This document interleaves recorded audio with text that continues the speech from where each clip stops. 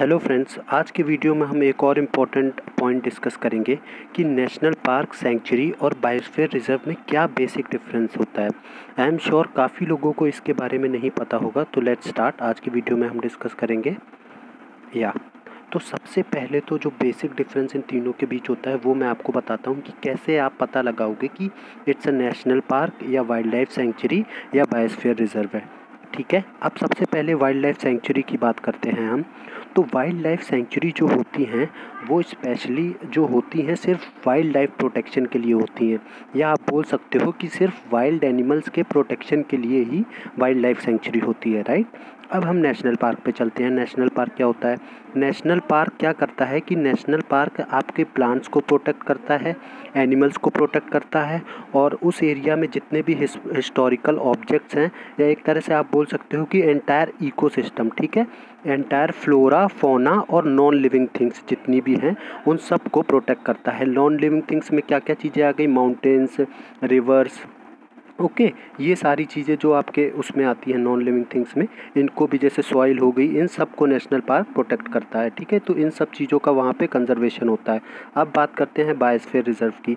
तो biosphere reserve में क्या होता है कि ये बायोडाइवर्सिटी को प्रोटेक्ट करता है, राइट। अब बायोडाइवर्सिटी क्या होता है? बायोडाइवर्सिटी आप एक तरह से बोल सकते हो कि जो प्लांट्स और एनिमल की जो स्पीशीज़ किसी भी पर्टिकुलर एरिया में जो उनका जो कंजर्वेशन किया जाता है, ठीक है, आप उसको आप ये बोल सकते हो कि किसी भी पर्टिकुलर रीजन में जो प्लांट्स और एनिमल्स की जितनी भी स्पीशीज़ होती हैं वो एक, उसको आप बोल सकते हो वहाँ की वो बायोडाइवर्सिटी है। ठीक है, तो आप देखिए बेसिक डिफरेंस आपको इमेज से मैं बताता हूँ कि देखिए इस इमेज में सिर्फ आपको वाइल्ड एनिमल्स दिख रहे हैं, ठीक है, एक सेकेंड।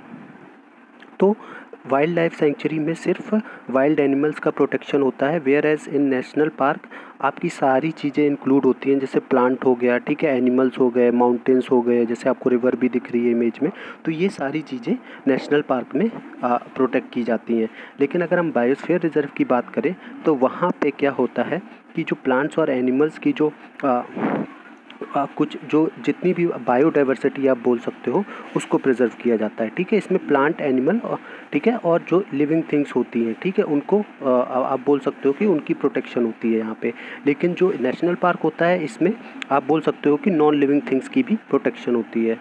नेक्स्ट पॉइंट, सबसे पहले तो अब आगे जाने से पहले हम बायोस्फीयर रिजर्व के बारे में डिस्कस करेंगे कि बायोस्फीयर रिजर्व एक्चुअली में क्या होता है। ठीक है, तो बायोस्फीयर रिजर्व का 3 काम होता है। कंजर्वेशन, जो कि मतलब प्रिजर्विंग बायोडाइवर्सिटी, ठीक है, जो मैंने आपको बताया बायोडाइवर्सिटी पिछली स्लाइड में।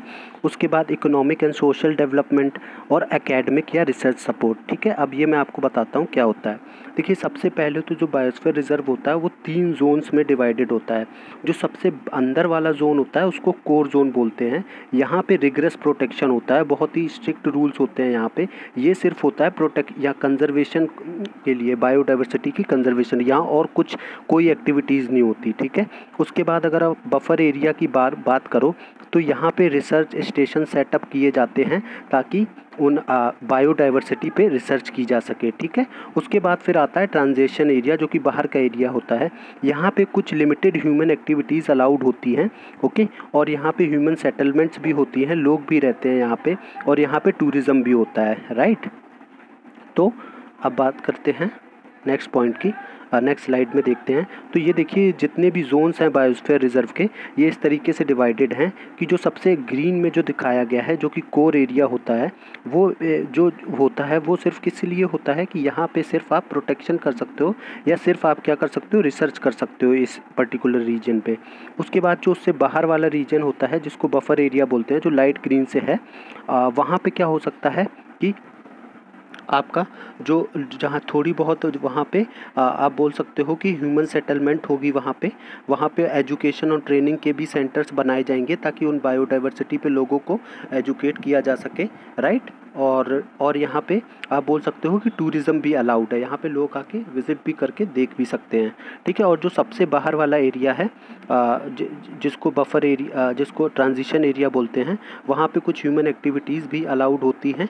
ठीक है, तो और यहाँ पे रिसर्च, ट्रेनिंग और इकोनॉमिक और जितनी भी और भी एजुकेशन, वो सारी चीज़ें उस एरिया में हो सकती हैं, राइट। अब बात करते हैं नेक्स्ट पॉइंट की।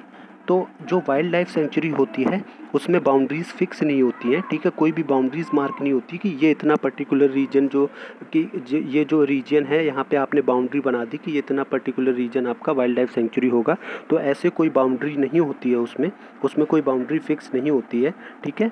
Where as in national park में क्या होता है कि बाउंड्रीज़ फिक्स कर दी जाती हैं गवर्नमेंट के अनुसार, और बायोस्फीयर रिजर्व में भी बाउंड्रीज़ फिक्स्ड होती हैं, ठीक है। गवर्नमेंट के रूल्स के मुताबिक नेशनल पार्क के बाउंड्री या मार्किंग होती है कि हाँ ये इतना पर्टिकुलर रीजन नेशनल पार्क के अंडर में है, राइट। या उसके बाद फिर आगे चलते हैं, आगे देखते हैं कि there are less restrictions and human activities allowed. तो वाइल्ड लाइफ सेंचुरी में काफ़ी रिस्ट्रिक्शंस कम होते हैं as compare to national park, ठीक है। तो वाइल्ड लाइफ सेंचुरी में क्या हो सकता है, जैसे life stock grazing, collecting medicinal plants, firewood आप कलेक्ट कर सकते हो वहाँ से, ठीक है। लेकिन ये सारी चीज़ें ये एक्टिविटीज़ अलाउड होती हैं, लेकिन हंटिंग और कैप्चरिंग ऑफ एनिमल्स का स्ट्रिक्टली प्रोहिबिशन है वहाँ पे वाइल्ड लाइफ सेंचुरी में। उसके बाद अगर हम नेशनल पार्क की बात करें तो नेशनल पार्क में कोई भी ह्यूमन एक्टिविटीज़ अलाउड नहीं होती है, इवन कटिंग ऑफ ट्रीज़ भी वहाँ पे अलाउड नहीं है, राइट। तो वहाँ पे एक भी ह्यूमन एक्टिविटीज़ अलाउड नहीं है नेशनल पार्क में।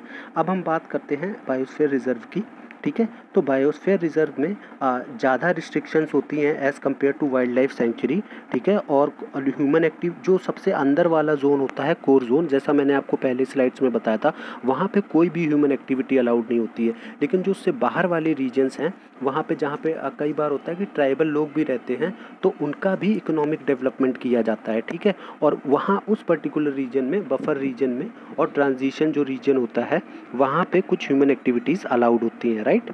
अब नेक्स्ट स्लाइड पे मूव करते हैं, सॉरी।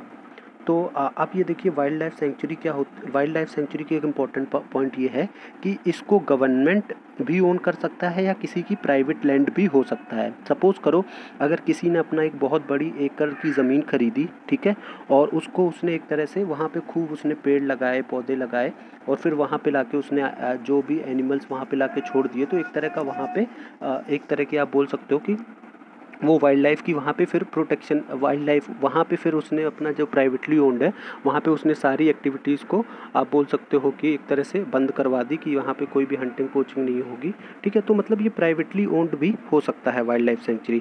लेकिन जो नेशनल पार्क और बायोस्फीयर रिजर्व होते हैं ये कम्प्लीटली गवर्नमेंट द्वारा ओन किए जाते हैं, ठीक है। तो गाइज़ ये कुछ बेसिक डिफरेंस थे। आई एम श्योर आपको काफ़ी चीज़ें पता लगी होंगी आज के वीडियो में। तो आज के वीडियो में बस इतना ही। Thank you guys.